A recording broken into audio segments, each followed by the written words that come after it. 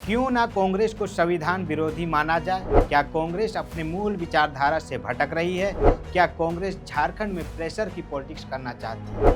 ऐसे सवाल इसलिए उठ रहे हैं क्योंकि पार्टी के जो नेता हाथ में संविधान लिए जिस विचारधारा की राजनीति करने की बात करते हैं, उन्हीं का पार्टी संविधान के विरुद्ध और अपनी ही विचारधारा की हत्या करने में लगी हुई है। जोहार, मैं हूं गोविंद टोप्पो और आप देख रहे हैं लोकतंत्र 90।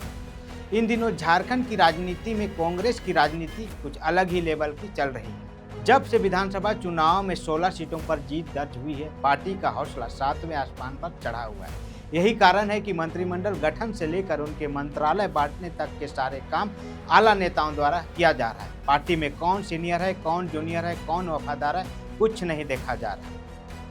पार्टी में जिसकी पहुंच है उसी की मानी जा रही है, सुनी जा रही है। तभी तो राधा कृष्ण किशोर को पार्टी के द्वारा मंत्री बनाया गया, जिस पर हमेशा से अवसरवादी राजनीति करने का आरोप लगता रहा है। ये हमेशा पार्टी बदलते रहे हैं। झारखंड अलग होने के बाद भी ये पार्टी बदलते रहे हैं। 2005 में ये कांग्रेस छोड़कर जेडीयू में शामिल हो गए, फिर 2009 में जेडीयू छोड़कर फिर कांग्रेस में आ गए।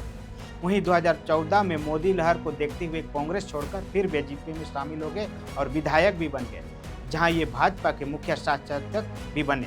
फिर 2019 की विधानसभा चुनाव में बीजेपी से टिकट नहीं मिलने के बाद ये पार्टी छोड़कर आजसू में शामिल हो गए और वहां से वे चुनाव हार जाते हैं। कुछ दिन बाद पार्टी में रहने के बाद ये राष्ट्रीय जनता दल में शामिल होते हैं और 2024 के विधानसभा चुनाव से ठीक पहले कांग्रेस में वापस आते हैं और छतरपुर से चुनाव जीतकर मंत्री बनने का भी सौभाग्य प्राप्त करते हैं। ऐसे में कांग्रेस नेताओं द्वारा बीजेपी पर जो आरोप लगाया जाता है कि बीजेपी बोरो खिलाड़ियों के सहारे फील्डिंग करती है, उसका क्या?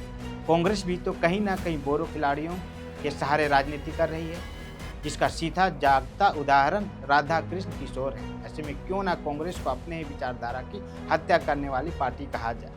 या तो बात पार्टी विचारधारा की है, लेकिन अब पार्टी संविधान तोड़ने में भी लगी हुई है।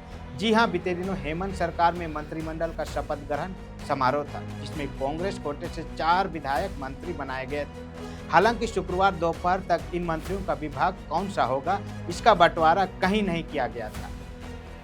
लेकिन कांग्रेस के आला नेताओं द्वारा संविधान का उल्लंघन करते हुए इन विधायकों को उनके विभाग बीती रात ही सौंप दी गई।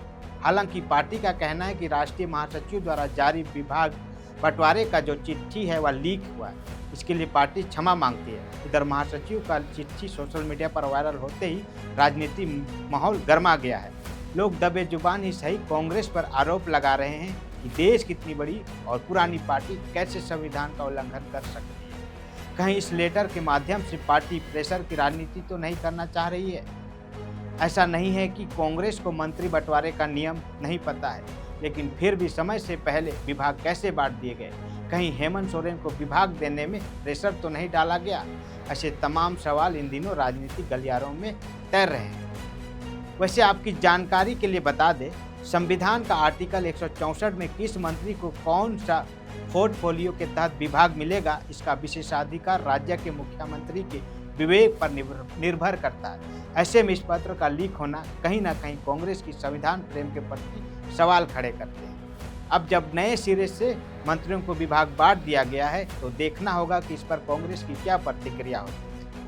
बाकी आप इस वीडियो पर क्या सोचते हैं, अपनी प्रतिक्रिया कमेंट बॉक्स में दे सकते हैं। फिलहाल आज के लिए इतना ही, फिर मिलते हैं ऐसा ही कोई विषय के साथ। तब तक के लिए बहुत बहुत धन्यवाद, आभार, जोहार।